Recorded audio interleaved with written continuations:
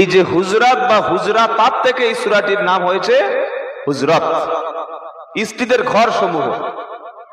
তো এই সূরার মধ্যে আল্লাহ সুবহানাহু ওয়া তাআলা আমাদের জন্য কয়েকটা নির্দেশনা দিয়েছেন। আমি অনুরোধ করব আপনার কাছে, সামনে রমজানুল মুবারক মাস আসছে, রোজা রেখে অযথা গল্প, ঠাট্টা, বিদ্রূপ, হাসি, ফানি, মিথ্যা, চগলখুরি, তাস খেলা, অনলাইনে গেম খেলা, অনলাইনে বিভিন্ন আজেবাজে ফানি জোকস দেখা, এইগুলি না করে পবিত্র রমজানুল মুবারক মাসে আমরা কুরআনুল কারীম, কুরআনুল মাজিদ বেশি করে তেলাওয়াত করব, বলুন ইনশাআল্লাহ। এবং শুধু আরবি না ভাই, আরবি অনেক পড়েছি, আরবির সাথে সাথে বাংলা ভাষায়, মাতৃভাষায় আমরা আল্লাহ তাআলার কুরআনুল কারীমকে একবার তেলাওয়াত করব, সকলে ইনশাআল্লাহ বলি। প্রচুর মানুষ কোরআন পড়ে, আর মায়েদের তো বলে লাভ নাই, রমজান মাস আসলে কোরআন শুরু হয়, সে কোরআনের কোনো মানে মতলব নাই, যেখানে সেখানে টান। মায়েরা মনে করে রমজান মাসে যদি এক খতম পড়তে পারি বিশাল সওয়াব, অনেকে মনে করে। কিন্তু কোরআনুল কারীম যখন পড়তে হবে, তেলাওয়াত করতে হবে, কিভাবে পড়তে হবে?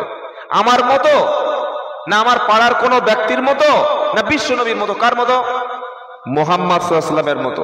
এখন মুহাম্মদ সাল্লাল্লাহু আলাইহি ওয়াসাল্লাম কিভাবে, তার পড়ার স্টাইলটা কেমন ছিল, মুহাম্মদ সাল্লাল্লাহু আলাইহি ওয়াসাল্লামের রিডিং যখন তিনি কোরআন পড়তেন কিভাবে পড়তেন, আল্লাহ তাআলা বলছেন পারা নাম্বার 29 সূরা নাম মুজাম্মিল আয়াত নাম্বার 4, আল্লাহ বলছেন ওয়ারাতিলিল কুরআনা তারতিলা।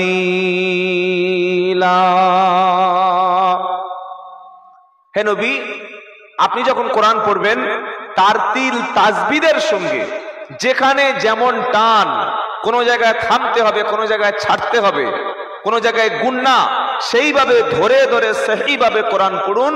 কারণ কোরআনুল কারীম পড়া মানে স্বয়ং আল্লাহ সুবহানাহু ওয়া তাআলার সঙ্গে কথা বলা। সুবহানাল্লাহি বিহামদিহি সুবহানাল্লাহিল আযীম। এবার চলুন, কোরআনুল কারীম হচ্ছে রমজান মাসে নাজিল করেছেন আল্লাহ সুবহানাহু ওয়া তাআলা। তাহলে আমরা এখানে বসে নিয়ত করে নিলাম রমজান মাসে যত বেশি সম্ভব আমরা কোরআন তেলাওয়াত করব ইনশাআল্লাহ, বলেন। এবং অর্থ বুঝে কোরআন পড়ব, অর্থ বুঝে কোরআন পড়ব। কিছু কিছু মৌলানা সাহেব আছে ফতোয়া দেয়, এই কোরআন অর্থ জেনে পড়া যাবে না। কেন? বললে অর্থ জেনে কোরআন পড়লে মানুষ গোমরাহি হবে। এটা শোনেন নাই আপনারা? হ্যাঁ, আমি একদিন বক্তব্য করেছি আমাদের 24 পরগনায়। আমার পরে এক হুজুর সাহেব ছিলেন, পীর সাহেব টাইপের, উনি বললেন এই বক্তার কথা শোনা যাবে না। বলে কেন? বলে মানুষকে বিভ্রান্ত করছে। কি বিভ্রান্ত করলাম? বলে না, অর্থ জেনে কোরআন শরীফ মানুষ পড়বে কেন, এগুলো তো আলেমদের কাজ। মনে রাখবেন, আপনি সারা জীবন সূরা ফাতিহা পড়েছেন, আর বাড়ির সামনে একটা মাজার দেখলে, কোন জায়গায় একটা বট গাছের তলায় কোন একটা কবর দেখলেই আপনি সিজদা করে দিয়েছেন, দিয়েছেন না দেননি? কিন্তু আপনি নামাজ পড়েছেন, নামাজে কি বলেছেন? ইয়াকা না'বুদু ওয়া ইয়াকা নাস্তাঈন। আপনি একবার যদি বাংলা পড়তে পারতেন, একবার যদি অর্থটা বুঝতে পারতেন, কি অর্থ? যে আল্লাহ, আমরা শুধু তোমারই ইবাদত করি আর তোমারই কাছে সাহায্য চাই। এটা যদি আমি জেনে নিই যে আল্লাহ আমাকে এটা বলছেন, এরপরে কোনো কবর, কোনো মাজার, কোনো পীর, কোনো দরগা, কোনো খানকা, জীবিত পীর, মৃত পীর, এরকম কোন জায়গায় গিয়ে মাথা নিচু হবে? যদি বলেন মান্নত হবে, ছাগল গরু কবরের কাছে যাবে? যাবে না। 2 নম্বর হলো, কোরআনুল কারীমের মধ্যে যদি আপনি অর্থ জেনে পড়েন, অর্থটা বুঝে পড়েন, আপনি জানতে পারবেন যে আল্লাহ সুবহানাহু ওয়া তাআলা তিনি বান্দাকে ডাইরেক্ট তার কাছে চাইতে বলেছে। কি বলছি বুঝতে পারছেন না? ডাইরেক্ট।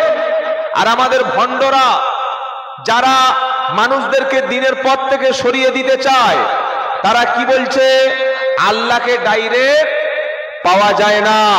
যেমন হাইকোর্টে গেলে উকিল ধরে একটা মামলা লড়তে হয়, ঠিক আল্লাহর কাছে পৌঁছাতে গেলে হয় খাজা বাবা, নয় বড় পীর, নয় মেজ পীর, নয় সেজ পীর, নয় ছোট পীর, অথবা মৃত পীর, যে কোনো না যে কোনো একটা পীর ধরতে হবে।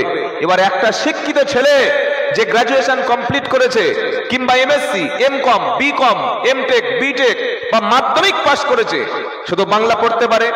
আমি বললাম, ভাই তুমি বাংলা পড়ো। বললে আব্দুল্লাহ জুবায়ের সাহেব বাংলা পড়তে বললেন, দেখি বাংলা কোরআন কিনে। আর এখন তো ফোনে বাংলা অ্যাপস রয়েছে কোরআন, ডাউনলোড করলো। পারা নাম্বার 24, পৃষ্ঠা নাম্বার 12, লাইন নাম্বার 4, আয়াত নাম্বার 7 সে পড়লো। কি পড়লো? ওয়াকালা রাব্বুকুম উদউনি আস্তাজিব লাকুম। আল্লাহ বলছেন, বান্দা তুমি আমাকে ডাকো, আমাকে ডাকলেই আমি তোমাদের ডাকে সাড়া দেব। তাহলে সে বাংলা পড়ে নিল। যখন বাংলা পড়লো সে বলল, আল্লাহ বলছেন তোমরা আমাকে ডাকো, আমাকে ডাকলেই সাড়া দেব। ওই আল্লাহ তো বলেনি যে মাঝখানে কাউকে, কোনো হুজুরকে, কোনো মৌলবীকে, কোনো বাবাকে, কোনো পীরকে, কোনো উস্তাদকে, কোনো শায়েখকে, কোনো হুজুরকে মাঝখানে ভায়া ধরিয়ে দাও। আল্লাহ তো বলেনি। আমি বললাম আরো ভালোভাবে কোরআন পড়ো। বলে আরো ভালোভাবে পড়ো। 2 নম্বর পারা, 8 নম্বর পৃষ্ঠা, 5 নম্বর লাইন, 186 নম্বর আয়াত সে পড়লো। পড়ে আরো অবাক হয়ে গেল। কি পড়লো? وَإِذَا سَأَلَكَ عِبَادِي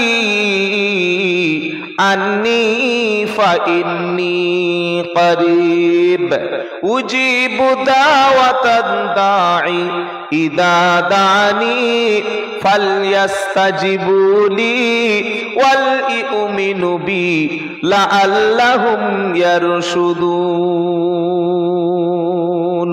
আল্লাহু আকবার। ওয়াইদা সাআলাকা ইবাদি, আল্লাহ বলছেন নবী আমার বান্দা আপনার কাছে আমার সম্পর্কে যখন জিজ্ঞাসা করে, আল্লাহ কত দূর, আমি যদি আল্লাহকে ডাকি তিনি আমার ডাকে কোনো সাড়া দেবেন কিনা, আমি নিজে নিজে যদি চাই আল্লাহ আমার ডাকে কোনো রেসপন্স করবে কিনা, আমি দোয়া চাইলে তিনি শুনবেন কিনা। আমার বান্দা যখন আপনার কাছে আমার সম্পর্কে প্রশ্ন করে, নবী মুহাম্মদ বলেন সাল্লাল্লাহু আলাইহি ওয়াসাল্লাম, আপনি বলুন আন্নী ফাইন্নী করিব, আমি আল্লাহ বান্দার নিকটবর্তী। কত নিকটে? এবার পারা নম্বর 26, পৃষ্ঠা নাম্বার 18, লাইন নাম্বার 1, আয়াত নাম্বার 17, সূরার নাম কফ। আবার আপনি কোরআনটা বাংলা একটু পড়ে নিলেন, পেয়ে গেলেন ওয়া নাহনু আকরাবু ইলাইহি মিন হাবলিল ওয়ারিদ। আল্লাহ বলছেন বান্দা তোমার যে ঘাড়ের শিরা আছে, রগ আছে, মোটা মোটা ঘাড়ের যে রগ বা শিরা, তার চাইতে আমি আল্লাহ তোমার নিকটবর্তী। আচ্ছা বলুন, প্রথম কি পড়লো? আল্লাহ বলেছে ডাকো, ডাকলে সাড়া দেব। দ্বিতীয় কি বললেন? যে আল্লাহ বলছেন আমি বান্দার নিকটবর্তী। তৃতীয় আয়াতে পড়লেন আল্লাহ ঘাড়ের শিরার চাইতে আরো নিকটে আছে। এবার বলছে তাহলে আমাদের যে হুজুরেরা, যে পীর সাহেবরা বলেছে যে আল্লাহকে ডাইরেক্ট ডাকলে পাওয়া যায় না, মাধ্যম ধরতে হয়, এটা তো ঠকিয়েছে। কি বলছে? ঠকায় নাই? যখন কোরআনটা পড়লো সে কি বুঝলো? ঠকিয়েছে। আমি বললাম ভাই আরো ভালো করে পড়ো। বলে কি পড়বো? পড়ো, 15 পারা খোলো, খুলেছে, পড়ো প্রথম পৃষ্ঠা। আল্লাহ তাত্তাকিদু মিন দুনি ওয়াকিলা। আল্লাহ পাক বলছেন আল্লাহ ছাড়া অন্য কেউ উকিল নাই। সুবহানাল্লাহ বলেন, সুবহানাল্লাহ বিহামদি, সুবহানাল্লাহিল আযীম। আল্লাহ তাত্তাকিদু মিন দুনি ওয়াকিলা, আল্লাহ ছাড়া অন্য কাউকে উকিল হিসাবে, অভিভাবক হিসাবে আর কাউকে গ্রহণ করো না। চলুন আল্লাহর আরেকটা আদেশ কি? ওয়াকাফা বিল্লাহি ওয়াকিলা। আল্লাহ সুবহানাহু ওয়া তাআলা বলছেন আমি আল্লাহ কি উকিল হিসাবে, অভিভাবক হিসাবে যথেষ্ট নই? তাহলে এবার বলুন এই কথাগুলো আল্লাহর কথা না আমি বানিয়ে বললাম? প্রত্যেকটা নাম্বার রেফারেন্স দিয়ে বললাম। এইটা যখন একজন জেনারেল ছেলে, শিক্ষিত ছেলে, শিক্ষিত মেয়ে কোরআনুল কারীম থেকে বাংলা পড়ে যখন জেনে নেবে, ও পীরের মাজারে, কবরে সেজদা, মান্নত আর কোনদিন করবে? জোরে বলেন, করবে না। যখন সে করবে না তখন মাজারের ব্যবসা, পীরের ব্যবসা, কবরের ব্যবসাটা বন্ধ হয়ে যাবে, তাবিজের ব্যবসাটা বন্ধ হয়ে যাবে। দেখবেন যারা ভণ্ড পীর প্রত্যেকেই কিন্তু তাবিজ দেয়। কি বলছি বুঝতে পারছেন না? ভণ্ড পীর যারা, প্রত্যেকটা ভণ্ড পীরের কাছে গেলে আগে একটা তাবিজ দিয়ে দেবে। এরা জীবনে আপনাকে বলবে না যে কোরআনটা বাংলায় পড়ো, তুমি কোরআনটা শেখো, কোরআনটা নিজে নিজে পড়ো, কোনদিন বলবে না। গেলেই তাবিজ দেবে। কেন? এটা তাদের ব্যবসাকে টিকিয়ে রাখার জন্য। আর যারা হাক্কানি আলেম, কোরআন সুন্নাহ অনুযায়ী চলে, তারা বলে ভাই ইসলাম তাবিজ কবজে বিশ্বাস করে না, ইসলাম ঝাড়ফুঁক করতে বলেছে, ফালাক এবং নাস সূরা ফাতিহা পড়ে ঝাড়ফুঁক করুন আর কোরআনটা নিজেই পড়ুন। তাই এতক্ষণের আলোচনায় আমরা কি একটা সিদ্ধান্তে আসলাম যে কোরআনের মধ্যে কি বলেছে, ওটা তো এতদিন আরবি শুনেছি, আরবির সাথে সাথে আমরা রমজানুল মুবারক মাসে কোরআন আরবির সাথে সাথে অন্তত একবার বাংলা আমরা শুরু থেকে শেষ পর্যন্ত পড়ব। সকলে ইনশাআল্লাহ বলি। রাজি আছেন শিক্ষিত ভাইরা? বাংলা পড়বেন ইনশাআল্লাহ। আমি আমার দাদুর কথা বলি, আমি অনেক জায়গায় বলেছি, আমার দাদুর বয়স প্রায় 93+। বুঝতে পারছেন কত বয়স? 93। উনি আগে খুব মাজারে যেতেন, গিয়ে একটু ঘোরাঘুরি করতেন। আমি দেখলাম তো মাজারের রাস্তা বন্ধই করা যাচ্ছে না, আগেকার মানুষ। আমি বললাম কোরআনটা বাংলায় পড়ুন, মাতৃভাষা পড়ুন। পড়তে শুরু করলো। এটা পড়ার পরে আলহামদুলিল্লাহ আল্লাহর খাস রহমতে, আল্লাহর দয়ায়, আল্লাহ যাকে হেদায়েত করবে। আর কোরআন তো সবচেয়ে বড় হেদায়েতের কিতাব। কি ভাই, হেদায়েতের কিতাবের নাম কি যদি বলেন? ইয়া আইয়ুহান নাসু ক্বাদ জাআতকুম মাউইযাতুম মির রাব্বিকুম ওয়া শিফাউল লিমা ফিস সুদূর ওয়া হুদাও ওয়া রাহমাতুল লিল মুমিনিন। 11 পারা 14 পৃষ্ঠা 6 নম্বর লাইনের 57 নম্বর আয়াত সূরা ইউনূস। আল্লাহ বলছেন ইয়া আইয়ুহান নাস, ও বিশ্বের মানুষেরা। মুসলমান, ইমাম, আলেম এদের বললেন না, গোটা বিশ্ববাসীকে বললেন। কি বললেন? ক্বাদ জাআতকুম মাউইযাতুম মির রাব্বিকুম ওয়া শিফাউল লিমা ফিস সুদূর। ও বিশ্বের মানুষেরা, আল্লাহর পক্ষ থেকে, তোমাদের রবের পক্ষ থেকে তোমাদের কাছে এসেছে একটা সবচাইতে সুন্দর বক্তব্য, নসিহাত বা ওয়াজ বা বয়ান বা তাকরীর বা লেকচারের কিতাব হিসাবে। তার নাম কি? কোরআন। এখানে কি বলছে? শিফাউল লিমা ফিস সুদূর, মনের মধ্যে, অন্তরের মধ্যে যত ব্যাধি আছে সব রোগের ওষুধ। সুবহানাল্লাহ পড়েন। আবার কি বলছে? ওয়া হুদাও, এটা হুদা, এটা হেদায়েতের কিতাব। ওয়া রাহমা, আর এটা আল্লাহর পক্ষ থেকে দয়া। কাদের জন্য দয়া? ওয়া রাহমাতুল লিল মুমিনিন, মুমিনদের জন্য আল্লাহর পক্ষ থেকে হেদায়েত এবং দয়া। তো বেশ মানুষটাকে বোঝালাম, বুঝিয়ে আলহামদুলিল্লাহ এখন মাজারেও যায় না, কোনো পীরের কাছে গিয়ে আর এইসব ভণ্ডামি জিকির টিকির করে না। আগে খুব জিকির করতো, লাভ দিয়ে মাঝে মাঝে সারা রাত চিল্লাচিল্লি করতো, আল্লাহ আল্লাহ, খুব আল্লাহ আল্লাহ করতো। বলে ভাই আল্লাহ জিকিরটা কি? বললে আল্লাহ আল্লাহ আল্লাহ আল্লাহ আল্লাহ আল্লাহ আল্লাহ আল্লাহ। মানে মশারি বোঝেন তো আপনারা? যারা চুপচাপ আছেন মশারি বোঝেন না? মশা কামড় দিলে তবে বোঝেন নাকি? তো মশারির মধ্যে বসে দেখি সারা রাত ওই করতো আল্লাহ আল্লাহ আল্লাহ আল্লাহ আল্লাহ আল্লাহ আল্লাহ। এটা কি ধরনের জিকির? মুসলিম শরীফের হাদিস, আল্লাহর নবী সাল্লাল্লাহু আলাইহি ওয়াসাল্লাম বলেছেন আফজালুল কালামি আরবাউন, আল্লাহর কাছে শ্রেষ্ঠ কালাম, শ্রেষ্ঠ বাক্য হলো 4টি। কটা? 1 সুবহানাল্লাহ, 2 আলহামদুলিল্লাহ, 3 লা ইলাহা ইল্লাল্লাহ, 4 আল্লাহু আকবার। যদি কেউ জিকির করে ইবাদতের নিয়তে, এর বাইরে কোনো জিকির নাই। অনেকে পীরের নামে জিকির করে না? অনেকে আবার আল্লাহ আল্লাহ জিকির করে, আল্লাহ আল্লাহ আল্লাহ আল্লাহ আল্লাহ আল্লাহ আল্লাহ। আচ্ছা, আল্লাহু আকবার জায়গাটা কিছু বলতে হবে তো। কেউ যদি আব্বাকে বলে আব্বা আব্বা আব্বা আব্বা আব্বা আব্বা আব্বা আব্বা আব্বা আব্বা, বাপ বলবি ছেলে খেপা নাকি বে? আব্বা টাকা দাও, আব্বা খাবার দাও, কিছু তো একটা বলতে হবে। তো এই যে আল্লাহ আল্লাহ আল্লাহ এই করতো, যখন তাকে সুন্নাহ শিখিয়ে দিলাম, কোরআনটা বাংলায় হাতে একটা তুলে দিলাম, আলহামদুলিল্লাহ আমার ঘর থেকে আমার দাদুকে অন্তত আল্লাহ এই গোমরাহির পথ থেকে হেফাজত করেছে, মাজারে যাওয়া বন্ধ হয়ে গেছে। আলহামদুলিল্লাহ বলেন, আলহামদুলিল্লাহ বলেন। আমরা মানুষদেরকে মুশরিক, বেদাতি, জাহান্নামী বলে মানুষকে খারাপ পথ থেকে ফিরিয়ে আনতে পারবো না। তাদেরকে হাতে কোরআন তুলে দিতে হবে, সহিহ সুন্নাহর কথাটা হিকমতের সঙ্গে দাওয়াত দিলে ইনশাআল্লাহ ফিরে আসবে। ইনশাআল্লাহ বলে, যদি হেদায়েত থাকে। আর যদি কপালে হেদায়েত না থাকে, হবে হবে হবে সম্ভব নয়। তো আমরা কি শিখলাম? কোরআন বাংলায় মাতৃভাষায় পড়বো ইনশাআল্লাহ বলে। কোরআনের পরে সবচাইতে বিশুদ্ধ গ্রন্থ হাদিস বুখারী, মুসলিম, তিরমিজি, আবু দাউদ, নাসাই, ইবনে মাজাহ, বুলুগুল মারাম, এরকম যত হাদিসের গ্রন্থ রয়েছে, এই হাদিসগুলো আমরা চেষ্টা করব বাংলায় অন্তত একবার নিজের মাতৃভাষায় পড়া। ইনশাআল্লাহ এটা পড়লে আপনি আলেম হতে পারবেন না, মুফতি হতে পারবেন না, কিন্তু কোন আলেম যদি আপনাকে ধর্মের নামে ঠকিয়ে যায়, কি বলছি বুঝতে পারছেন না?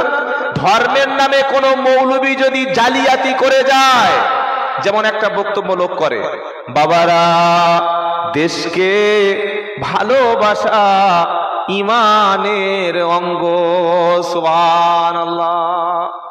আচ্ছা, এটা আপনারা শুনেছেন না শোনেন নাই? কথা বলে না? দেশকে ভালোবাসা ইমানের অঙ্গ। কাল নবী সাল্লাল্লাহু আলাইহি ওয়াসাল্লাম বলে হুব্বুল ওয়াতানটা আরবি বলে দিন না, এটা জাল। দেশকে আমরা ভালোবাসি, জীবন দেব, দেশের জন্য স্বাধীনতা লড়াই করেছি এবং আগামীতে করব, এবং আগামীতে সেদিন আসছে ভারতবর্ষে। সংবিধান বাঁচানোর জন্য, দেশকে বাঁচানোর জন্য প্রয়োজনে আমাদেরকে লড়াইয়ের ময়দানে যেতে হবে, কিন্তু দেশকে ভালোবাসা ইমানের অঙ্গ মুহাম্মদ সাল্লাল্লাহু আলাইহি ওয়াসাল্লাম বলে গেছেন, এই কথাটা বলা যাবে না। কি বলছি শুনতে পাচ্ছেন না? এই সমস্ত জাল কথাবার্তাগুলো ছাড়তে হবে। তো চলুন, সময় খুব কম, আমরা সূরা হুজরাত থেকে কয়েকটা কথা আলোচনা শুরু করি ইনশাআল্লাহ।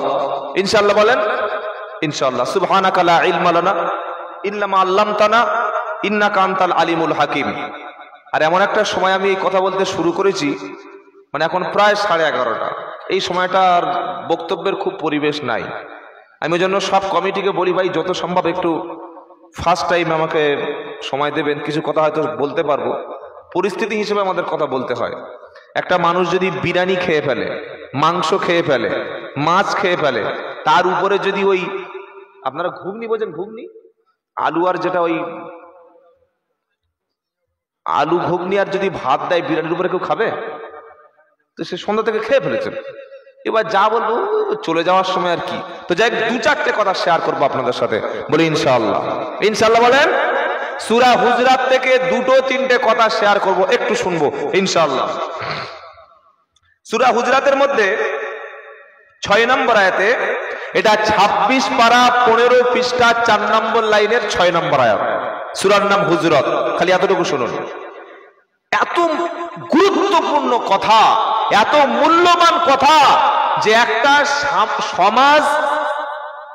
সমাজটা যদি সঠিকভাবে পরিচালনা করা যায়।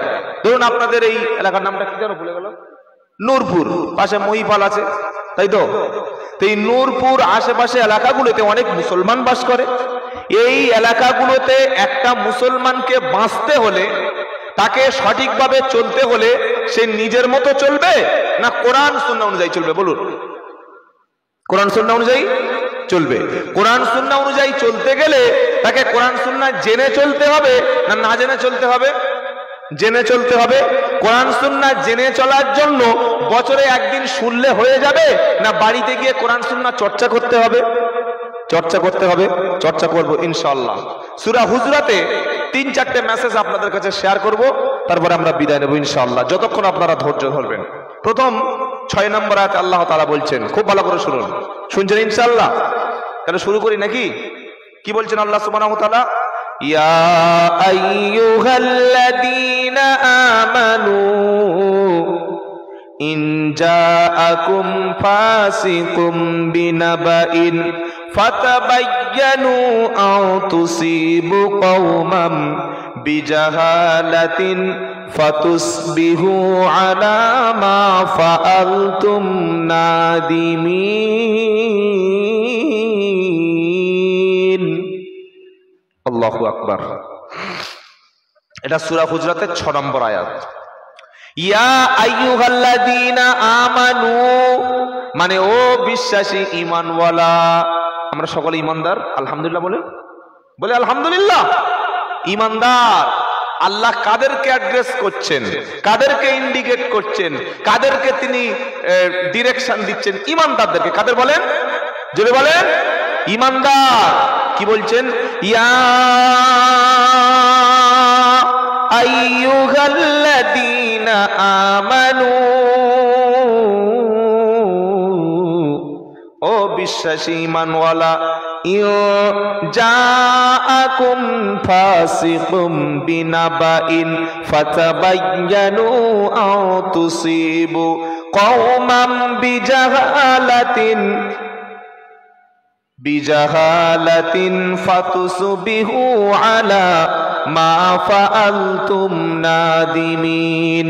ও বিশ্বাসী ঈমানদারেরা, তোমরা শোনো, যদি কোনো পাপিষ্ট, ফাসিক, বদকার, পাপী ব্যক্তি তোমাদের কাছে কোনো খবর, কোনো সংবাদ, কোনো রিপোর্ট পেশ করে, শুনছেন আপনারা? শুনছেন না শোনেন নাই?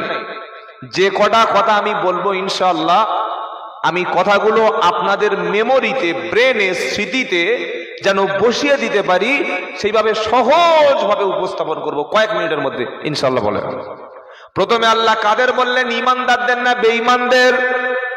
ঈমানদারদের। আমরা কারা? ঈমানওয়ালা। কি বলছেন? ও বিশ্বাসী ঈমানওয়ালা, যারা ঈমান এনেছো, তোমাদের কাছে যদি কোনো পাপী, ফাসিক, পাপিষ্ট, বদকার ব্যক্তি কোনো খবর দেয়, কোনো সংবাদ শেয়ার করে, কোনো বিষয় তোমাদের কাছে, কোনো ঘটনা, কোনো খবর রটিয়ে দেয়, তোমরা খবরটাকে আগে ক্রস চেক করবে, জাস্টিফাই করবে, খবরটা ভেরিফাই করে দেখবে সত্য না মিথ্যা।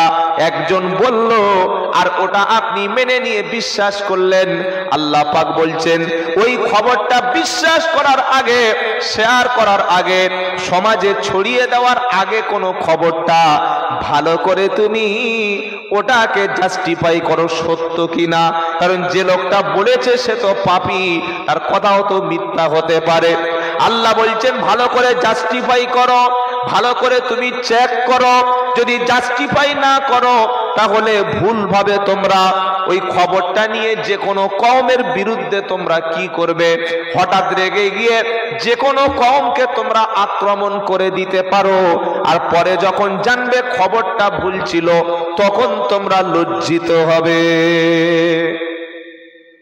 এই আয়াত বা কোরআনের এই বাক্যটা আসমান থেকে পৃথিবীতে বিশ্ব নবী মুহাম্মদ, সকলে বলি সাল্লাল্লাহু আলাইহি ওয়াসাল্লাম, তার উপরে আসার সময় একটা ঘটনা ঘটেছিল।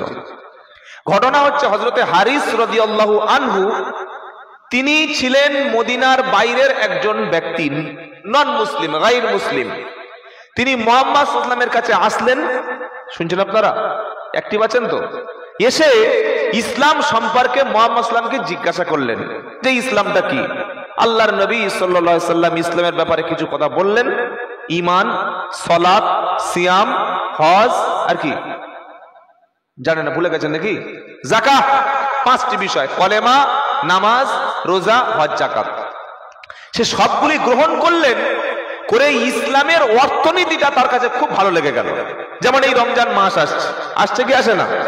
আমরা অনেকে রমজান মাসে যাকাত দিই, আবার অনেক ধনী ব্যক্তি কোটি কোটি কোটি কোটি কোটি কোটি টাকার মালিক একটা টাকাও যাকাত দেয় না, আছে না ভাই? অথচ বিশ্বের মুসলমান ধনী ব্যক্তি যারা, সাহেবে নেসাব যারা, যাদের উপরে যাকাত ফরজ হয়েছে, তারা যদি যাকাত দিতেন, মুসলমানদের মধ্যে একটাও ভিক্ষুক থাকার কথা না। মুসলমানরা কোনোদিন খাদ্যের অভাবে, ঘরের অভাবে, চিকিৎসার অভাবে, লেখাপড়া শিক্ষার অভাবে অন্য ব্যক্তির কাছে কোনোদিন হাত পাততে হতো না। আমাদের মুসলমানদের যে সম্পদ রয়েছে আল্লাহ দিয়েছেন, তার মধ্যে শতকরা 2.5% জাকাতের যে ভাগ, সেইটা যদি মুসলমানরা আদায় করে, একটাও মুসলমান গরিব থাকার কথা নয়। আপনারা কি বলছেন বলুন? কি বলছেন আপনারা বলুন? কেন আজকের মাদ্রাসার জন্য, কেন আজকের এতিমখানার জন্য বিভিন্ন জায়গায় গিয়ে কালেকশন করতে হবে? কেন গুজরাটে যেতে হবে, অন্যান্য জায়গায়? যে এলাকার মানুষ, সেই ধনী ব্যক্তিরা যদি তার ভাইদের, আত্মীয় স্বজন, পাড়া প্রতিবেশী, এলাকার গরিব মা, গরিব বোন, গরিব বিধবা যারা, তাদের যদি জাকাতের টাকা দিয়ে সহযোগিতা করে, একটা ছেলের যদি বেকার ছেলে তার একটা কর্মসংস্থানের ব্যবস্থা করে দেয়, জাকাতের টাকা দিয়ে একটা অসহায় মানুষের যদি একটা ঘর বেঁধে দেয়, জাকাতের টাকা দিয়ে একটা ফকির মিসকিন ব্যক্তির মেয়ের যদি বিয়ে দিয়ে দেয়, মুসলমানদের মধ্যে ভিক্ষুক থাকবে? থাকবে? থাকবে। আমরা কোরআন যদি মেনে নিতাম, নামাজ মানি, আমরা রোজাকে মানি, অনেক কিছু মানি, কিন্তু ইসলামের অর্থনীতি আমরা মানি না। মুহাম্মদ সাল্লাল্লাহু আলাইহি হারেসকে বললেন, তুমি তোমার কওমের কাছে ফিরে গিয়ে যাকাতের কথা বলবে। সেই ব্যক্তি বললেন, নবী, আমি আমার কওমের কাছে ফিরে গিয়ে ইসলামের অর্থনীতিটা তাদেরকে বুঝিয়ে বলবো, তারা যদি অ্যাকসেপ্ট করে আমি আমার এলাকা থেকে প্রচুর পরিমাণে যাকাত সংগ্রহ করে আপনার কাছে হাজির করব। সুবহানাল্লাহি ওয়া বিহামদিহি সুবহানাল্লাহিল আযীম। একটা ডেট দিল, ধরুন জানুয়ারি মাস চলছে, তাই তো নাকি? মার্চের 10 তারিখে মুহাম্মদ সাল্লাল্লাহু বলে গেলেন, সাপোজ আপনি লোক পাঠাবেন 5 জন, ওই জাকাতের মাল আমার এলাকা থেকে আদায় করে দেব। আর ইনশাআল্লাহ আমি গিয়ে বললে আমার এলাকায় মানুষ ইসলামও কবুল করবে।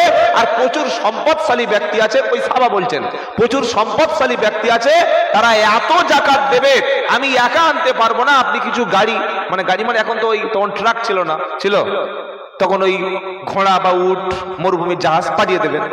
একটা ডেট দিল, সাপোজ এপ্রিলের 10 তারিখ। মুহাম্মদ সাল্লাল্লাহু একজন ব্যক্তিকে পাঠালেন, হারেসের গ্রামে পাঠিয়ে বললেন, যাও জাকাতের মাল সংগ্রহ করে আনো। নির্দিষ্ট সময়ে যখন মুহাম্মদ সাল্লাল্লাহু পাঠালো, তিনি যখন গেলেন, পুরো যে অ্যাড্রেস, যে লোকেশন মুহাম্মদ সাল্লাল্লাহু দিয়েছিলেন, তিনি না গিয়ে রাস্তা থেকে ফিরে এসে বললেন, মুহাম্মদ, আমি যখন উমুক মহল্লায়, উমুক গ্রামে, উমুক এলাকায় পৌঁছে গেছি, ওই এলাকার মানুষগুলো আমাকে মারতে এসেছে। চিন্তা করতে পারছেন? ফিরে এসে কি বলছে? মিথ্যে কথা বলছে। বলছে, মুহাম্মদ সাল্লাল্লাহু আলাইহি সাল্লাম, আপনি তো জাকাতের মাল আনতে বলেছেন, জাকাত কালেকশন করতে বলেছেন, আর হারিস বলে গেছে জাকাত দেবে, কিন্তু ওই গ্রামে গিয়ে ঢুকছি তার আগে কয়েকটা মানুষ উত্তেজিত হয়ে আমাকে মারতে এসছে। বলুন, এখন আমি জাকাতের মাল নেবো না আমি এখন নিজের জীবন বাঁচাবো? কোনটা? নিজের জীবন বাঁচাবো। কারণ নিজের জীবন বাঁচানো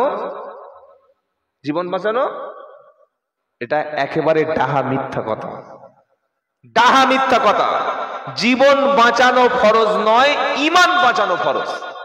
কি কথাটা কি আমি ভুল বলছি? আপনারা যারা আলেম ওলামা আছে বলুন, ভুল হলে আমাকে ধরিয়ে দিন। কারণ কোন সময় জীবন দেওয়া ফরজ। কি বলছি বুঝতে পারছেন না? সাহাবারা যদি জিহাদের ময়দানে জীবন না দিতেন, ইসলাম কোনোদিন বিজয়ী হতো? যদি কাপুরুষের মতো বসে থাকতেন ঘরে, তাহলে কোন সময় জীবন দেওয়া ফরজ, আবার কোন সময় ঈমান বাঁচানো ফরজ। জীবন বাঁচানো ফরজ কথাটা না।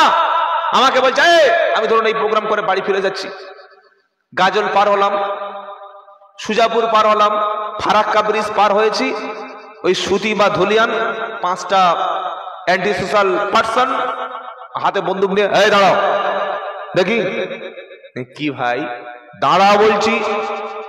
গাড়ির সামনে বিশাল একটা ওই কাঠের গুড়ি ফেলে দিল, কি মাল আছে দাও। মোবাইলটা আছে। মোবাইল আর কত দাম? 20-25 দাও। মোবাইল দাও। ক্যাশ কত আছে? এই যে হয়তো কিছু পয়সা আমাকে দিল না, এই পয়সা আছে। পয়সা দেওয়ার পরে বলো জয় শ্রীরাম। কি বলছি বুঝতে পারছেন না? এটা মুসলমানদের ধরে ধরে বলানো হচ্ছে কি হচ্ছে না? আল্লাহ কবুল করুন, আল্লাহ উত্তম জাযা দান করুন। বাবু ধরুন, টাকাটা ধরুন। এইবার তাহলে আমাকে কি বলতে হবে? জয় শ্রীরাম, জয় শ্রীরাম বললাম। এদিকে পেশাব হয়ে গেল আমার হাফ।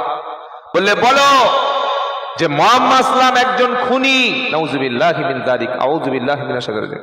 আর বলো যে আল্লাহ বলতে কেউ নাই, খোদা বলতে কেউ নাই, মালিক বলতে কেউ নাই, রাজ্জাক বলতে কেউ নাই। আমি তখন বললাম, এ তো আশ্চর্য কথা, আমার ঈমান চলে যাবে। ওই ক্ষেত্রে আমার জীবন বাঁচানো ফরজ না ঈমান বাঁচানো ফরজ? কোনটা? ঈমান। আমাকে বলছে তুমি আল্লাহকে গালি দাও, মুহাম্মদকে গালি দাও, দিলে তোমাকে ছেড়ে দেওয়া হবে। আমি আব্দুল্লাহ জুবায়ের দুটো অপশন চুজ করলাম, দুটো অপশনের মধ্যে একটাই চুজ করব, কোনটা? হয় আমাকে আল্লাহ এবং রাসূলের বিরুদ্ধে গালিগালাজ করে জাহান্নামে যেতে হবে, অথবা আমার জীবনটা দিয়ে আমি জান্নাতি শহীদ হয়ে যাব। বলুন আপনারা হলে কোনটা নেবেন? তাহলে এখানে ঈমান বাঁচানো ফরজ না জীবন বাঁচানো ফরজ? সুতরাং ইসলামের নামে কিছু বলতে গেলে ভেবে বলতে হবে। কথা মনে থাকবে ইনশাআল্লাহ। চলুন, যখন সাহাবাকে মারতে, ওই মুসলমানকে মারতে এলো, রাস্তা থেকে ফিরে এসে মুহাম্মদ সাল্লামের কাছে বলল আমাকে মারতে এসেছে। নবী বলল ফোর্স পাঠাও, ফোর্স পাঠাও। যে যাকাত দেয়নি, উল্টে আমার প্রতিনিধিকে অপমান করেছে, ওকে যেখানে পাও সেখানে ধরে আনো। তখন একটা বিশাল গন্ডগোল হয়ে গেল, বিশৃঙ্খল হয়ে গেল। আর যে যাকাত এলাকা থেকে সংগ্রহ করে মাল জমা করেছে, গম সংগ্রহ করেছে, সে দেখলো যে এপ্রিলের 10 তারিখ হয়ে যাচ্ছে আর মুহাম্মদ সাল্লাম আসছেন না, লোক পাঠাচ্ছেন না। মুহাম্মদ তো মিথ্যা কথা বলেন না সাল্লাল্লাহু আলাইহি সাল্লাম। তিনি ওই গমগুলো উটের পিঠে নিয়ে আসছেন, আস্তে আস্তে মদিনায় প্রবেশ করছে। আর এদিকে বিশাল বড় বাহিনী ওকে তুলে আনতে যাচ্ছে। আমার কথা বুঝতে অসুবিধা হচ্ছে কি? বললো ভাই তুমি কোথায় যাচ্ছ? বললে কেন? আমরা গম নিয়ে নবীর কাছে যাচ্ছি, মুহাম্মাদের কাছে। বললো তুমি নাকি লোকটোক দিয়ে মুহাম্মদ সাল্লামের প্রতিনিধিকে মেরে ফেলছিলে। ওদের গিয়ে বলল আস্তাগফিরুল্লাহ, লা হাওলা ওয়ালা কুওয়াতা ইল্লা বিল্লাহ, আমি কেন মুহাম্মদ সাল্লামের প্রতিনিধিকে মারবো? আমি তো অপেক্ষায় আছি যে মুহাম্মদ সাল্লাম লোক পাঠাচ্ছেন না কেন, আমার তো গম কয়েক কুইন্টাল গম কালেকশন করেছি। বিশ্ব নবীর কাছে যখন ঘটনাটা গিয়ে খুলে বলা হলো, ওই সময় আল্লাহ সূরা হুজরাতের এই 6 নম্বর আয়াতটা পাঠিয়ে বলল ইয়া আইয়ুহাল্লাযীনা আমানু, ও বিশ্বাসীরা, ইন জাআকুম ফাসিকুন, যদি তোমাদের কাছে কোনো ফাসিক, পাপিষ্ঠ, মিথ্যাবাদী, পাপাচার ব্যক্তি যদি কোনো খবর দেয়, কোনো সংবাদ পরিবেশন করে, ওটাকে জাস্টিফাই করবে, ভেরিফাই করবে। তা না হলে তোমরা যে লোকজন নিয়ে তোমার মুসলমান ভাইকে মারতে যাচ্ছিলে, বিশাল একটা সমস্যা হয়ে যেত, গন্ডগোল হয়ে যেত। আর পরবর্তীকালে সত্যটা জেনে তোমরা নিজেরা লজ্জিত হতে কি হতে না? হতে না? এই জন্য আল্লাহ পাক বলছে কোন খবর যখন তোমার সামনে কেউ শেয়ার করবে, ওটা আগে বিশ্বাস করো না। আর নবী মুহাম্মদ সাল্লাল্লাহু আলাইহি ওয়াসাল্লাম বলেছেন, মুসলিমের হাদিস, কাফা বিল মারি কাদিবা আই হাদিসা বিকুল্লি মা সামিয়া। নবী বললেন মিথ্যাবাদী হওয়ার জন্য সেই ব্যক্তি যথেষ্ট। কোন ব্যক্তি? যা শোনে তাই বর্ণনা করে। সেই ব্যক্তি মিথ্যাবাদী হওয়ার জন্য যথেষ্ট, যা শোনে তাই বর্ণনা করে। সেই ব্যক্তি মিথ্যাবাদী হওয়ার জন্য যথেষ্ট, যেটা শোনে সেটাই বর্ণনা করে। আমরা যারা এসেছি ভাইয়েরা, বোনেরা, মায়েরা, যদি কোনো খবর শুনি, আমরা শুনে আগে সেটাকে জাস্টিফাই করব, ভালো করে মূল্যায়ন করে দেখবো না বিশ্বাস করব? দেখবো কি দেখবো না? কারণ কোন খবর, কোন সংবাদ শুনে বিশ্বাস করা মানে মিথ্যাবাদী। আর এইভাবে হাজার হাজার মায়েদের সংসার নষ্ট হয়ে যাচ্ছে। হাজার হাজার মেয়েদের কাজটা কি জানেন? যেটা শোনে সঙ্গে সঙ্গে অধিকাংশ মহিলারা বিশ্বাস করে। একজন বলছে তোমার স্বামী ওই গিয়েছে মহিপাল বাজারে। বলে তাই নাকি? বা বুনিয়াদপুর কাছাকাছি। বুনিয়াদপুর কাছাকাছি তো। বলে গিয়ে দেখলাম তোমার স্বামীর যে বাইক আছে না, বাইকের পিছনে একটা মেয়ে বসে আছে। বললে আমার স্বামী তো এরকম লোক না। বললে আর আমি দেখে তোমাকে খবরটা দিচ্ছি। এখন যে বলেছিল সেই লোকটি সংসারে অশান্তি করে দেওয়ার জন্য, সংসারের একটা শান্তি নষ্ট করে দেওয়ার জন্য ওই মহিলাটার পরিচিত ছিল, তার কাছে ফোন করে বলে দিল। কোন মেয়ের কাছে যদি বলা হয় তোমার স্বামী একটা মেয়েকে নিয়ে গল্প করছে, আমাদের যে মায়েরা, এরা বিশ্বাস করবে না করবে না? শুধু বিশ্বাস করবে? বাড়িতে স্বামী আসলে শান্তিতে ঘুমোতে দেবে? হ্যাঁ, ছুটিয়ে পাগল করে দেবে। কিন্তু আল্লাহ কি বলছেন? তুমি কোন সংবাদ আসলেই বিশ্বাস করো না, আগে দেখো সংবাদের সত্যতা আছে কিনা। আজ ভারতবর্ষের জমিনে, পশ্চিম বাংলার জমিনে যতগুলো ন্যাশনাল চ্যানেল রয়েছে ভাই, যারা আপনারা ইমানওয়ালা, মুসলমান ব্যক্তি টেলিভিশনের চ্যানেলগুলিতে দিন রাত 24 ঘন্টা মুসলমানরা জঙ্গি, মুসলমানরা মৌলবাদ, মাদ্রাসায় সন্ত্রাসী তৈরি হয়, বাংলাদেশে সব হিন্দুদের মেরে শেষ করে দিচ্ছে, এই যে মিথ্যা খবরগুলো প্রত্যেক দিন আমার হিন্দু ভাইদের মনের মধ্যে এই বিষটা মিডিয়া ঢুকিয়ে দিচ্ছে কি দেয় না? দিচ্ছে।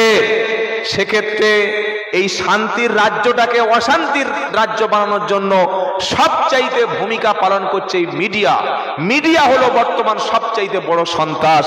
কিন্তু দুর্ভাগ্য আমাদের জন্য, আমরা মুসলমানরা একটা টিভি চ্যানেল খুলতে পারিনি, আমরা মুসলমানরা কোনো পেপার পত্রিকা তৈরি করতে পারিনি।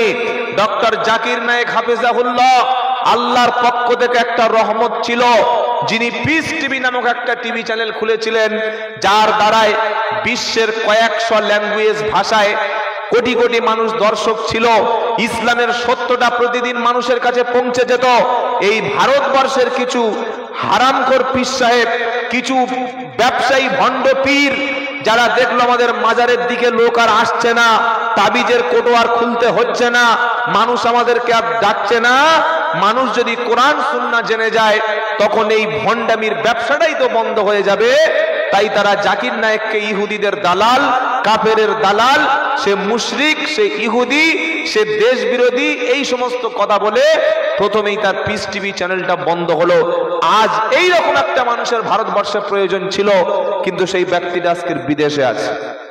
কি বলছি বুঝতে পারছেন না? জাকির নায়েকের শত্রুরা ভণ্ড পীররাই করেছে। ভণ্ড পীর 2010 সালে আমি প্রকাশ্য শুনেছি একজন নামকরা পীর বলছে, তাকে জিজ্ঞাসা করা হলো যে জাকির নায়েক সম্পর্কে আপনি কি বলবেন? বলছে আরে ও তো মুসলমান নয়, ও তো ইহুদিদের দালাল। কি বলছে বুঝতে পারছেন না? ইহুদিদের দালাল। ইহুদিদের দালাল যদি হয়, তার হাতে ইহুদি ধর্মের প্রচার হবে না ইসলাম ধর্মের প্রচার হবে? জোরে বলুন।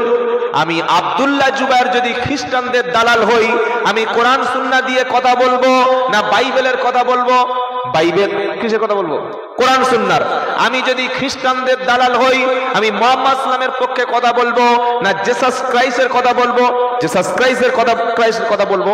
তাহলে ডক্টর জাকির নায়েক যদি, তিনি প্রাতিষ্ঠানিক কোনো আলেম না, কিন্তু তার কোরআন হাদিসের রেফারেন্সের দ্বারায় হাজার হাজার অমুসলিম ইসলাম কবুল করেছে, বলুন আলহামদুলিল্লাহ।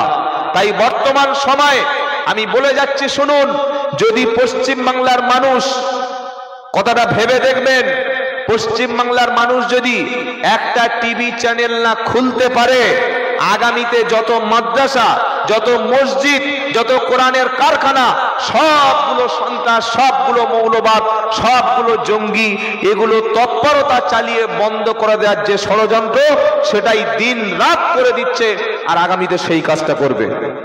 কি বলছি বুঝতে পারছেন না? মানুষের কাছে মিথ্যা যদি 100 বার বলা হয়, ওই 100 বার একটা মিথ্যা বললে সেটা মানুষ সত্য বলে কি করে? বিশ্বাস করে। টেলিভিশনে খুলুন চ্যানেলে 24 ঘন্টা ইসলাম মৌলবাদ, ইসলাম জঙ্গি, মাদ্রাসার সন্ত্রাসী ট্রেনিং হয়। আরে ভাই, মাদ্রাসায় যদি সন্ত্রাসী ট্রেনিং হয়, এনআইএ, ইডি, সিবিআই, যত তদন্ত সংস্থা, প্রত্যেকে টিভি চ্যানেলে প্রত্যেকটা মাদ্রাসা ভিজিট করো। আমি সব জায়গায় বলেছি যে একটা মাদ্রাসা যদি পশ্চিম বাংলায় সন্ত্রাসী ট্রেনিং দেওয়া হয়, তোমাদের বন্ধ করতে হবে না, আমরা বুলডোজার দিয়ে মাদ্রাসা গুড়িয়ে দেব। বরং মাদ্রাসায় সন্ত্রাসী ট্রেনিং দেওয়া হয় না, মাদ্রাসায় সন্ত্রাস বন্ধের, জঙ্গি বন্ধের, দেশ বিরোধী কাজ বন্ধের, মাদকতা নিষেধ করার ট্রেনিং মাদ্রাসায় দেওয়া হয়, বলুন সুবহানাল্লাহ। মাদ্রাসা থেকে ছাত্ররা বার হয়ে জীবনে কোনো বেশ্যাখানায় যায় না। মাদ্রাসার ছাত্ররা পড়াশোনা করে মদ বিক্রি করে না। মাদ্রাসার ছাত্ররা পড়াশোনা করে কোনোদিন ধর্ষণ করে না। মাদ্রাসার ছাত্র পড়াশোনা করে প্রকাশ্য দিবালাকে কাউকে জয় শ্রীরাম বলতে বলতে, আল্লাহু আকবার বলতে বলতে হত্যা করতে বলে না। মাদ্রাসার ছাত্ররা পড়াশোনা করে জীবনে জুয়া, লটারির টিকিটের ব্যবসা করে না। মাদ্রাসার ছাত্ররা পড়াশোনা করে একটা নিরপরাধ মানুষ দূরের কথা, একটা কুকুরকে পর্যন্ত হত্যা করে না। কারণ কোরআন আমার শিক্ষা দিয়েছে, তুমি মুসলমান দূরের কথা, মানুষ দূরের কথা, নিরপরাধ একটা প্রাণীকে কষ্ট দিলে তার জন্য জাহান্নামে যেতে হবে। মুহাম্মদ সাল্লাল্লাহু আলাইহি সাল্লাম মিরাজের রাতে তিনি দেখতে পেলেন একটা মানুষকে, একটা মহিলাকে হাত দুটো আগুনের শিকল দিয়ে বেঁধে ফেলা হয়েছে, আর জিহ্বাটা পার হয়ে গেছে, ওই জিহ্বা দিয়ে আগুনগুলো একটা একটা করে খাচ্ছে। মুহাম্মদ সাল্লাল্লাহু আলাইহি ওয়াসাল্লাম বললেন, ইয়া জিব্রাইল, হে জিব্রাইল, এই মহিলা দুনিয়াতে কি এমন কাজ করেছিল যার জন্য জাহান্নামে হাত পাগুলো বাঁধা, তার এমন শাস্তি দেয়া হচ্ছে? জিব্রাইল বললেন, মুহাম্মদ সাল্লাল্লাহু আলাইহি ওয়াসাল্লাম, এই মহিলাটি তার একটা বিড়াল ছিল। অনেকে বিড়াল পুষি না, বিড়াল পড়া জায়েজ, বিড়াল পোষা জায়েজ, অসুবিধা নাই, কিন্তু কুকুর পোষা হারাম, কুকুর পালন করা হারাম। শুধু নাজায়েজ না, যে বাড়িতে কুকুর থাকবে সে বাড়িতে রহমতের ফেরেশতা আসবে না। অনেক মুসলমান টাকা হয়ে গেলে, পয়সা হয়ে গেলে, এই কালো কালো চুল, বুলডগ, এলসেসিয়ান, তারা আওয়াজ কি, মাসে 5,000-6,000 টাকা খরচ, আর বাপ মার ভাত দেয় না। রাত 2টোর সময় কুত্তাকে নিয়ে রাস্তায় দেখি পটি করাচ্ছে, দেখেছেন না? কুকুরের গলায় চেন দিয়ে রাস্তায় পটি করাচ্ছে, আর নিজের বাপ মা পেশাব পায়খানা করে বিছানায় শুয়ে আছে, দেখে না। এটা মুসলমানের মধ্যে পড়ে না কুকুরের মধ্যে পড়ে? আমি বলছি না কুকুর, কিন্তু হয়তো কুকুরের মধ্যে পড়ে, যে বাপ মাকে দেখে না, জন্ম দেওয়া পিতা, গর্ভধারিণী মাতা কি খাচ্ছে, কোথায় পড়ে আছে খবর নেয় না, আর 50,000 টাকার কুকুর কিনে রাত্রেবেলা পটি করাচ্ছে। এটা মানুষের মধ্যে পড়ে না, তাই কুকুর পালন করা যাবে না। জিব্রাইল বললেন, মুহাম্মদ সাল্লাল্লাহু আলাইহি ওয়াসাল্লাম, এই মহিলার একটা বিড়াল ছিল, বিড়ালকে বেঁধে রাখতো, কখনো খাবার দিত, কখনো খাবার দিত না, কখনো পানি দিত, আবার কখনো তৃষ্ণার্ত অবস্থায় রাখতো। ক্ষুধার্ত অবস্থায় বিড়ালটি বাঁধা অবস্থায় মারা গেল। এর জন্য আল্লাহ একটা প্রাণীকে কষ্ট দেওয়ার কারণে জাহান্নামে এই শাস্তি দেওয়া হচ্ছে। সুবহানাল্লাহি ওয়া বিহামদিহি সুবহানাল্লাহিল আযীম। সেই ধর্মের নাম হলো ইসলাম। জোরে বলুন সুবহানাল্লাহ, বলেন সুবহানাল্লাহ বিহামদিহি। আপনি বুঝতে পারছেন না? মিডিয়া সন্ত্রাস তৎপরতা চালাচ্ছে। তাই আমরা যারা পুরুষ, নারী, মায়েরা, বোনেরা, আমরা কোন সংবাদ, কোন খবর শুনে ভালো করে যাচাই বাছাই না করে অন্য কারোর কাছে শেয়ার করব না, বলি ইনশাআল্লাহ। চলুন আরেকটা আয়াতের দেখি একটু আলোচনা করি, কিছু পাওয়া যায় কি। এবার সূরা এই হুজরাতের 8 নম্বর আয়াতে আল্লাহ তাআলা বলছেন, কি বলছেন? ওয়া ইন তাইফাতানি মিনাল মুমিনিনা কাতাতালু ফাআসলিহু বাইনাহুমা ফাইম বাগাত ইহদাহুমা আলাল উখরা ফাকাতিলুল্লাতী তাবগী হাত্তা তাফি ইলা আমরিল্লাহ। আল্লাহ বলছেন, তোমাদের মুমিনদের মধ্যে, ঈমানদারদের মধ্যে, মুসলমানদের মধ্যে যদি দুই গ্রুপে, দুই দলে যদি মারামারি লাগে, আমাদের ভাইদের সংসারে, ভাই বোনের মধ্যে, স্বামী স্ত্রীর মধ্যে, শাশুড়ি বৌমার মধ্যে, কিংবা পাড়ায় পাড়ায় প্রতিবেশীর সঙ্গে, গ্রামে গ্রামে মারামারি, অশান্তি, ঝগড়া, বিবাদ হয় কি হয় না? হয় কি হয় না? যখন আমাদের মুসলমানদের মধ্যে, ভাই ভাইয়ের মধ্যে, স্বামী স্ত্রীর সংসারে, শ্বশুর শাশুড়ির মধ্যে, কিংবা বৌমা শাশুড়ির মধ্যে অশান্তি লাগে, ঝগড়া লাগে, তখন আমরা পাশের বাড়ির লোক আনন্দ পাই নাকি আমরা সংশোধন করে দেওয়ার চেষ্টা করি? কোনটা করি? বেশিরভাগ মানুষ কি করে? এইবার ঠিক হয়েছে, সালাম মরবে, এইবার খুব পয়সা ইনকাম করে দামি ঘর বেঁধেছিলে, পাশের ঘরে মারামারি হলে বাঙালি জাতি কি হয়? জোরে বলেন, খুশি হয়। অথচ একটা ঈমানদারের মর্যাদা বিশ্বনবী মুহাম্মদ মুস্তাফা সাল্লাল্লাহু আলাইহি সাল্লাম এই আয়াতের তাফসিরে ইবনে কাসির বলেন, বিশ্বনবী মুহাম্মদ মুস্তাফা সাল্লাল্লাহু আলাইহি সাল্লাম তিনি একবার কাবা শরীফ তাওয়াফ করছিলেন, সামনে দাঁড়িয়ে ছিল পাশে উমর। মুহাম্মদ সাল্লাম বললেন, কাবা, আল্লাহর কাছে তোমার অনেক মর্যাদা, অনেক সম্মান তোমার কাছে, তবে কাবা তুমি শুনে রাখো, একজন ঈমানদারের চাইতে কখনো তোমারও মর্যাদা সমান না। সুবহানাল্লাহি ওয়া বিহামদিহি সুবহানাল আযীম। একটা ঈমানদারের এত মর্যাদা। বিদায় হজের সময় বিশ্ব নবী মুহাম্মদ মুস্তাফা সাল্লাল্লাহু আলাইহি সাল্লাম তিনি বলেছেন, মুসলমানদের জান, মাল, সম্মান আর রক্ত এটা আরেকটা মুসলমানের জন্য হারাম করে দিলাম। আচ্ছা, কথাটা ব্যাখ্যা বুঝতে পেরেছেন কিছু? কটা শব্দ? জান, মাল, সম্মান আর রক্ত, এই চারটি মুসলমানদের জান, মুসলমানদের মাল, মুসলমানের সম্মান, মুসলমানের রক্ত, এই চারটি অন্য মুসলমানের জন্য হারাম। কি ব্যাখ্যা? বুঝতেই তো পারলাম না। কি বললেন?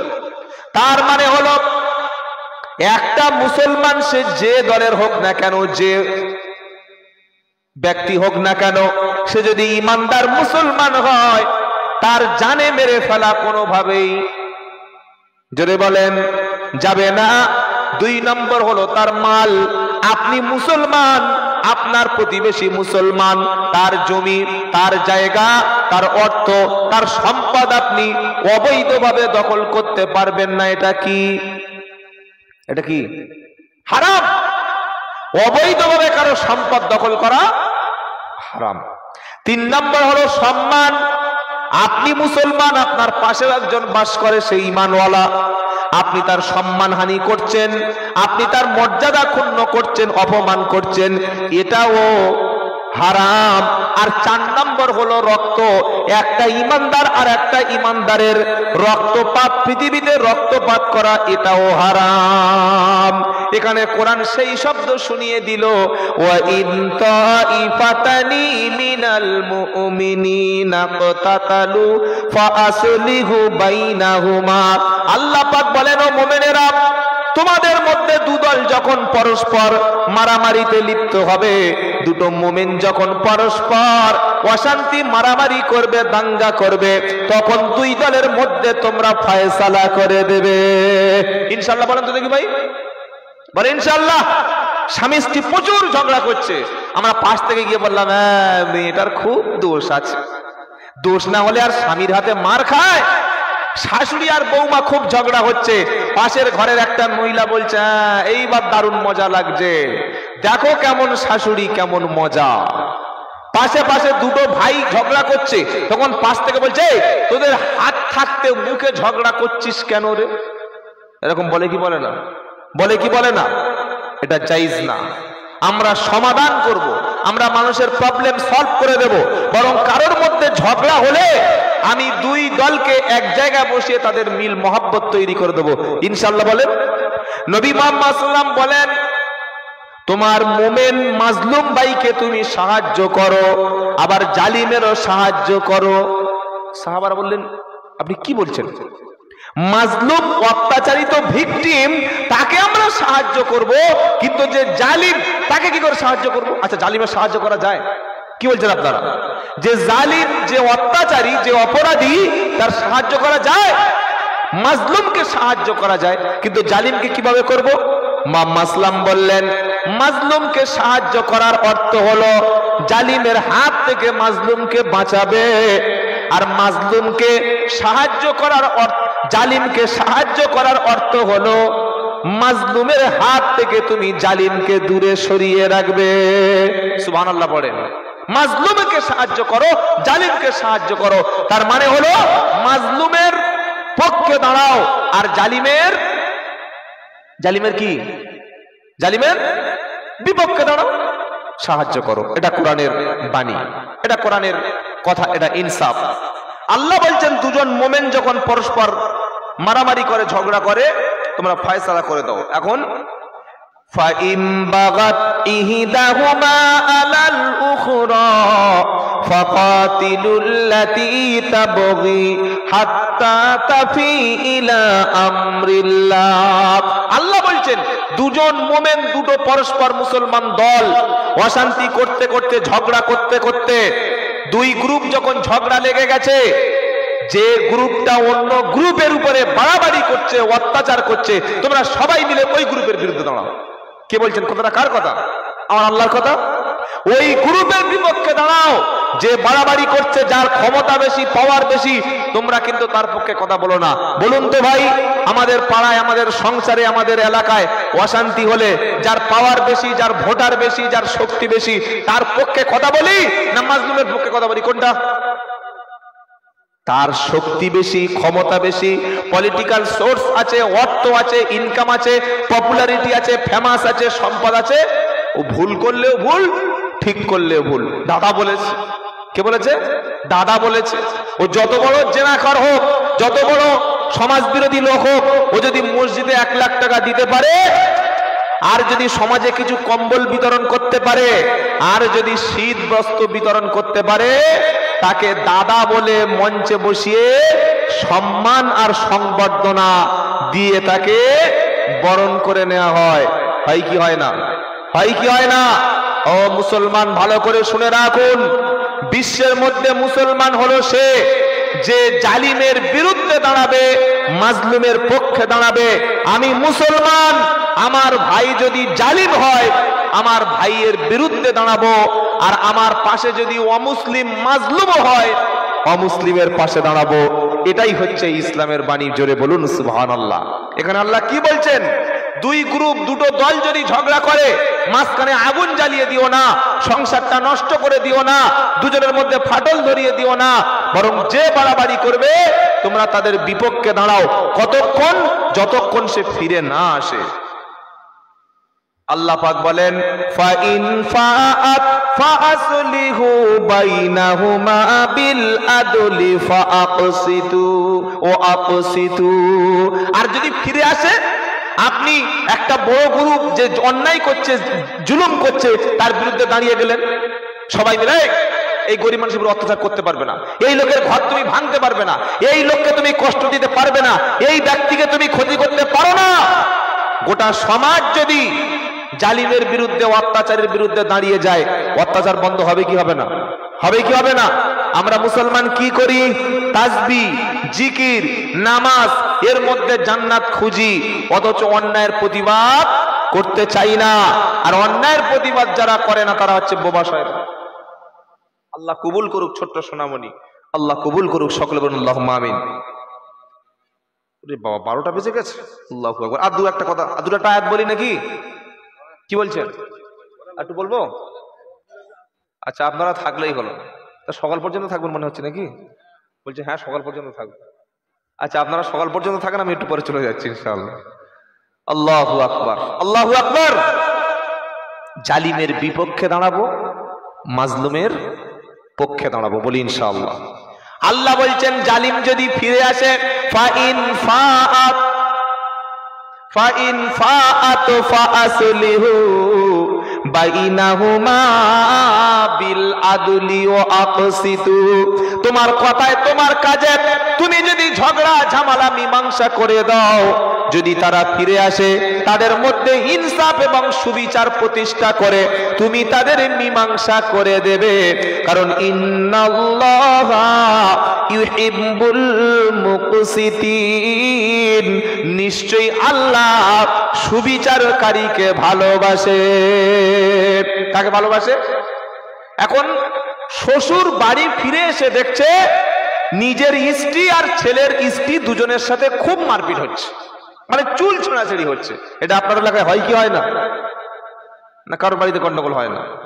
হয় হয় হয়। শাশুড়ি আর বৌমার মধ্যে ঝগড়া আছে না নাই? কথা বলে না? আছে না? শুধু ঝগড়া, চুল ছাড়াছাড়ি হয়। ধরেছে, শাশুড়ি বৌমাকে ধরেছে, বৌমা শাশুড়িকে ধরেছে, ধরে বলছে তুই সতীন, আর বৌমা শাশুড়িকে বলছে তুই সতীন। এটা শাশুড়ি কোনোদিন সতীন হয়? নাউযুবিল্লাহি মিন যালিক। এমন মারামারি, নাক টাক মুখ টুক সব ফাটিয়ে দিয়েছে, ঝরঝর করে রক্ত আসছে। আর দুর্ভাগ্য, সেই সময় শ্বশুর বাড়িতে ঢুকেছে বিড়ি টানতে টানতে, দেখছে যে শাশুড়ি আর ছেলের বৌমা দুজনে ওই রকম মারপিট, একদম কিচেন রুমে মারতে মারতে দেয়ালে শুধু মাথা ঢুকছে, ওর মাথা ঢুকে ওর মাথা ঢুকে দিচ্ছে। এখন শ্বশুর এসে শাশুড়ির পক্ষে দাঁড়াবে না ছেলের বউর পক্ষে দাঁড়াবে? বলুন, কার পক্ষে? কার পক্ষে দাঁড়াবে? কথা বলে না? শাশুড়ির পক্ষে দাঁড়াবে, বউর পক্ষে দাঁড়াবে? এই বৌমা, মায়ের গায়ে হাত দিয়েছো কেন? তোমার মায়ের গায়ে হাত দিয়েছো কেন?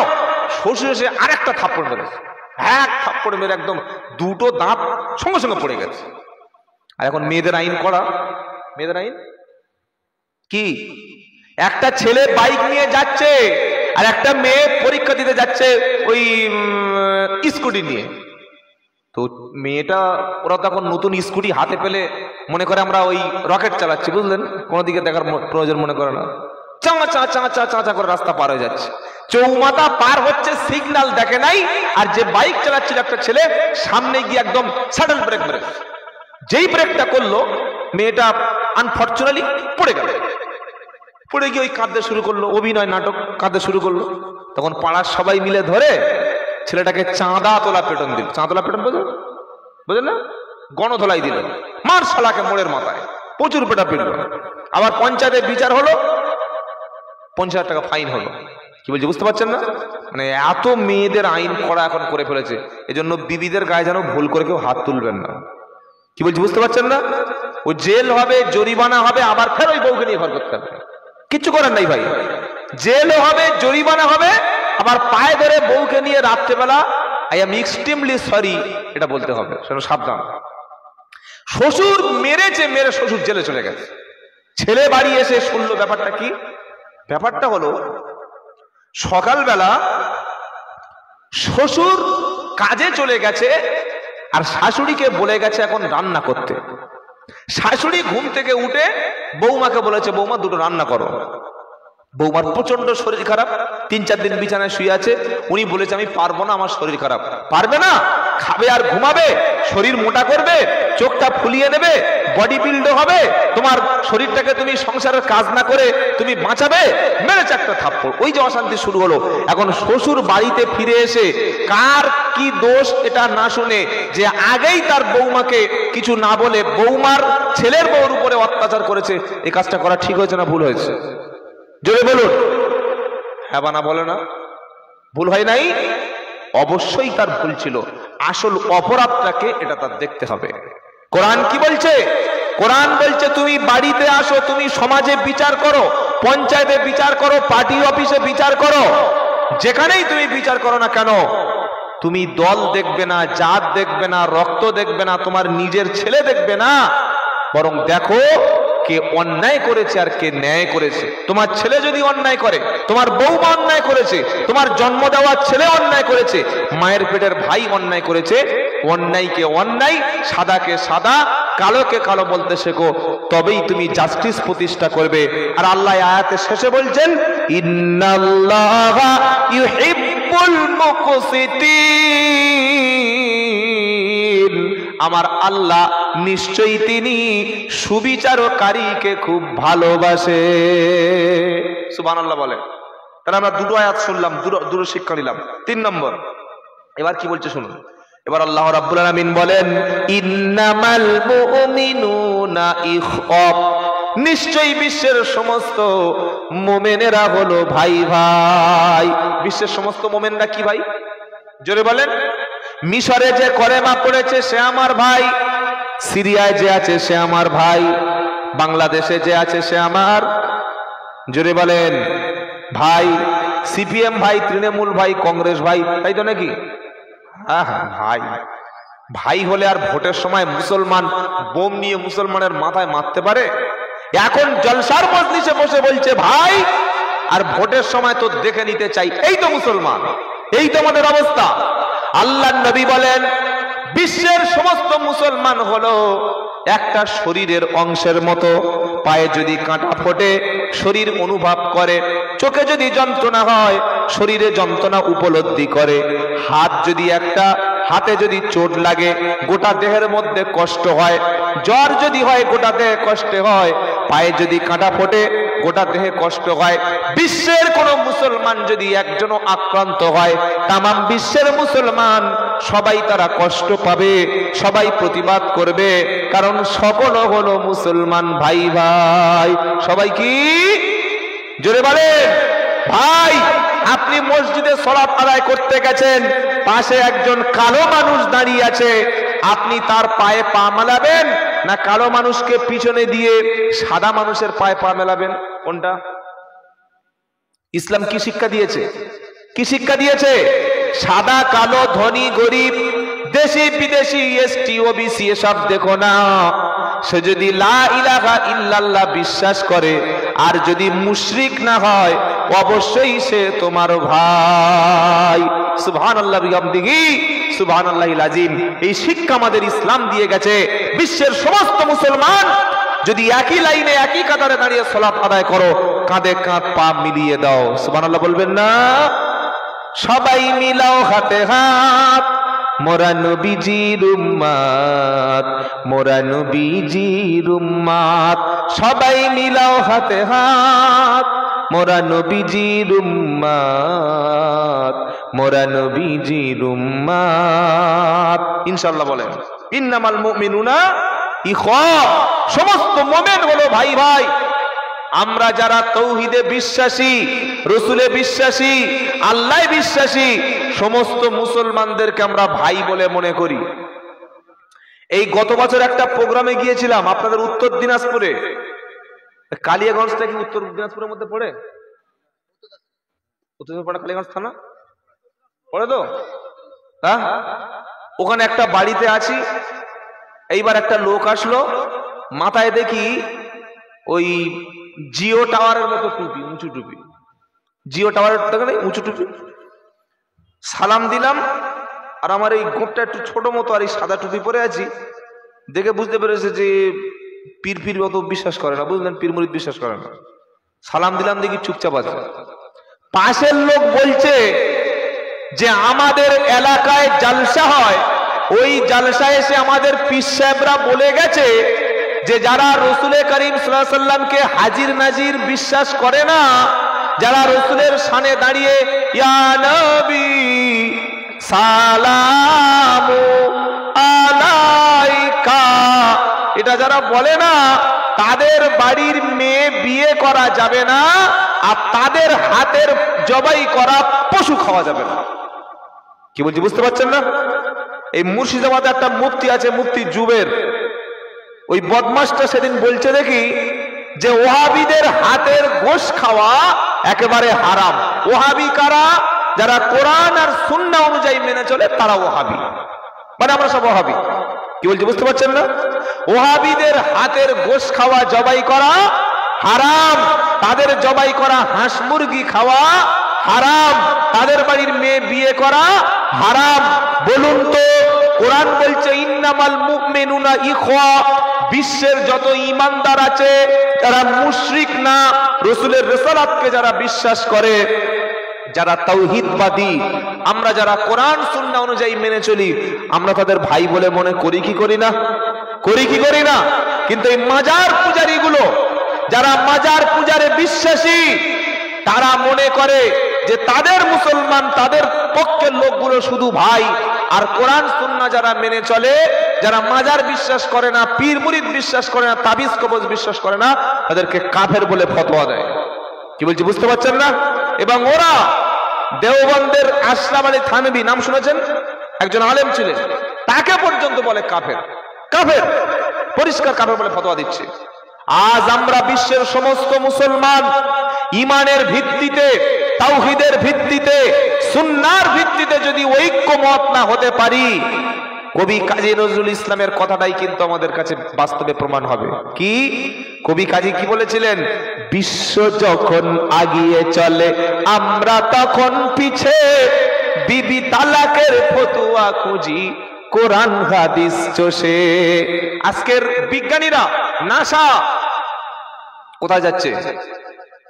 নাসা কোথায় যাচ্ছে? মঙ্গল গ্রহে, চাঁদে জায়গা কিনে সেখানে মানুষকে বসবাস করার জন্য নাসার বিজ্ঞানীরা দিন রাত পরিশ্রম করা যাচ্ছে যে মঙ্গলে বা চাঁদে সেখানে মানুষ বসবাস করা যায় কিনা, চেষ্টা করে যাচ্ছে। আর আমরা কি বলছি? ছোট ছোট বিষয় নিয়ে মারামারি শুরু করে দিয়েছি, শুধু মারামারি। এই তারাবি শুরু হয়েছে না, এইবার দেখবেন কিছু লোক মারামারি শুরু করে দেবে, শুরু করে দেবে।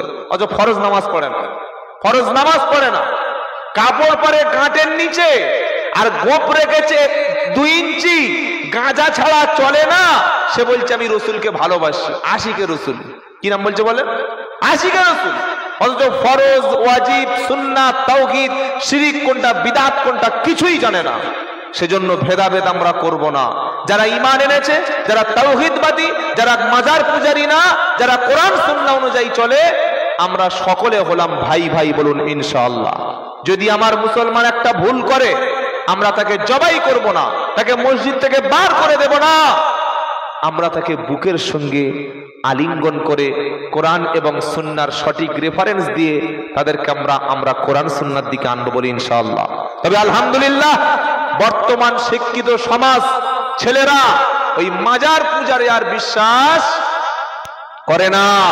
আজকে প্রত্যেকে কোরআন শুনছে, হাদিস শুনছে, সহি কথাগুলো শুনে মাজার, পীর, এই সমস্ত ভণ্ডামির জায়গাগুলো ছেড়ে দিয়ে এখন প্রত্যেকে কোরআন এবং সুন্নাহর দিকে মানুষ আকৃষ্ট হচ্ছে, বলুন আলহামদুলিল্লাহ।